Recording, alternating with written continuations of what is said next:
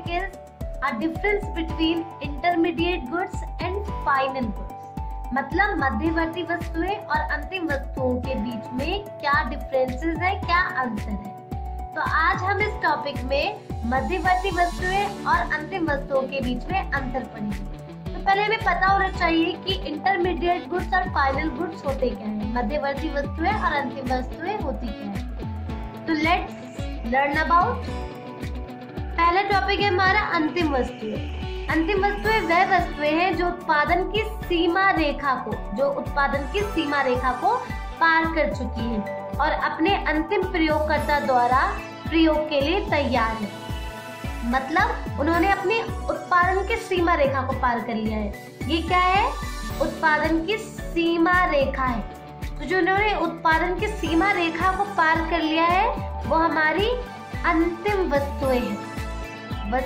अंतिम वस्तुएं है वह वस्तुएं जिन्होंने उत्पादन की सीमा रेखा को पार कर लिया है वो हमारी अंतिम वस्तुएं, और जिन्होंने अभी तक सीमा रेखा को पार नहीं किया उत्पादन की, ये उत्पादन की सीमा रेखा है। जिन्होंने अभी तक उत्पादन की सीमा रेखा को पार नहीं किया है वो हमारी मध्यवर्ती वस्तुएं होती है। तो हमने पढ़ा कि हमारी अंतिम वस्तुएं वह वस्तुएं जिन्होंने उत्पादन की सीमा रेखा को पार कर लिया है और अपने अंतिम प्रयोगकर्ता द्वारा, मतलब जो उनके फाइनल यूजर्स है, उनके यूज में आ चुकी हैं, उनके प्रयोग के लिए तैयार है, अब बिल्कुल रेडी है कि अब इनका प्रयोग कर सकते हैं इनके फाइनल यूजर्स।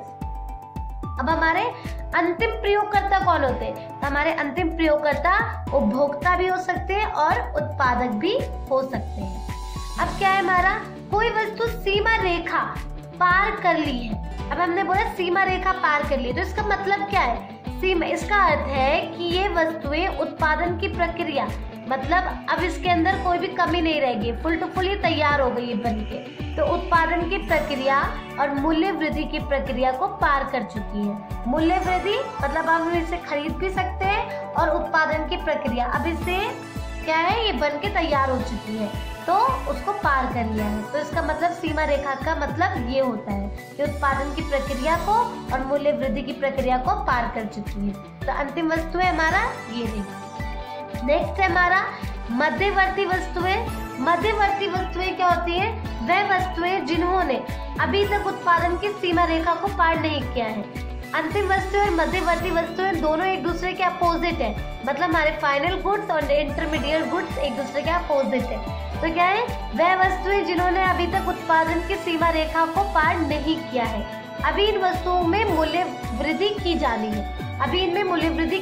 है, और अंतिम वस्तुओं में मूल्य वृद्धि हो चुकी है, जो अभी अंतिम प्रयोगकर्ता के लिए तैयार नहीं हुई है। अंतिम प्रयोगकर्ता जो है, मतलब इसके जो फाइनल यूजर्स है, अभी इन्हें यूज नहीं कर सकते। जैसे फॉर एग्जाम्पल बढ़ई द्वारा फर्नीचर बनाने की लकड़ी का प्रयोग। जब बढ़ई जो है, जब वो फर्नीचर बनाता है तो पहले क्या करता है? लकड़ी का प्रयोग करता है ना।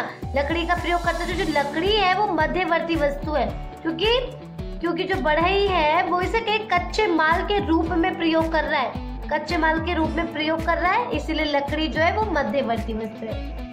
नेक्स्ट है हमारा अंतिम प्रयोगकर्ता कौन होता है? हमारा अंतिम प्रयोगकर्ता हमारा उपभोक्ता और उत्पादक हमारे अंतिम प्रयोगकर्ता है। यही हमारे फाइनल यूजर्स है। यही क्या करते हैं? उपभोग करते हैं वस्तुओं का, चाहे वो अंतिम वस्तुएं हो चाहे वो मध्यवर्ती वस्तुएं। तो अब हमें पता चल गया अंतिम वस्तुएं और मध्यवर्ती वस्तुएं क्या होती है, तो हमें इनका डिफरेंस करने में कोई अब प्रॉब्लम नहीं होगी। तो अब हम इनका डिफरेंस करते हैं। What is the difference between मध्यवर्ती वस्तुएं और अंतिम वस्तुएं, intermediate goods and final goods. तो क्या है हमारा फर्स्ट पॉइंट है, मध्यवर्ती वस्तु में ये वस्तुएं उत्पादन की सीमा रेखा के अंदर रहती हैं, उत्पादन की सीमा रेखा के अंदर होती है, और अंतिम वस्तुएं जो होती है उत्पादन की सीमा रेखा के बाहर होती है।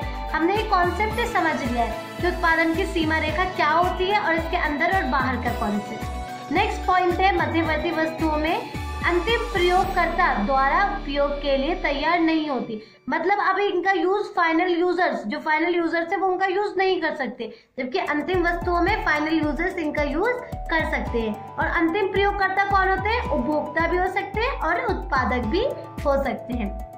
नेक्स्ट पॉइंट है इन वस्तुओं का उपयोग अन्य वस्तुओं के उत्पादन हेतु कच्चे माल के रूप में किया जाता है। मतलब हम इसे रॉ मटेरियल की तरह यूज करते हैं। अभी हमने पढ़ा था कि जो बढ़ई होता है वो क्या करता है, वो अपने फर्नीचर बनाने के लिए कच्चे माल के रूप में लकड़ी का उपयोग करता है। तो लकड़ी हमारी क्या है, मध्यवर्ती वस्तु है। जैसे एक और एग्जांपल ले ले, दुकानदार क्या करता है, वो दूध का उपयोग कैसे करता है, पनीर बनाने के लिए करता है। तो दूध क्या हो गई, हमारी मध्यवर्ती वस्तु हो गई। और ऐसे अंतिम वस्तु क्या करती है, अंतिम वस्तुओं में कच्चे माल के रूप में प्रयोग नहीं किया जाता। तो ये दोनों डिफरेंस हो गए। नेक्स्ट पॉइंट है हमारे, फर्मों द्वारा लाभ प्राप्त करने के लिए इन वस्तुओं की पुनः बिक्री की जाती है।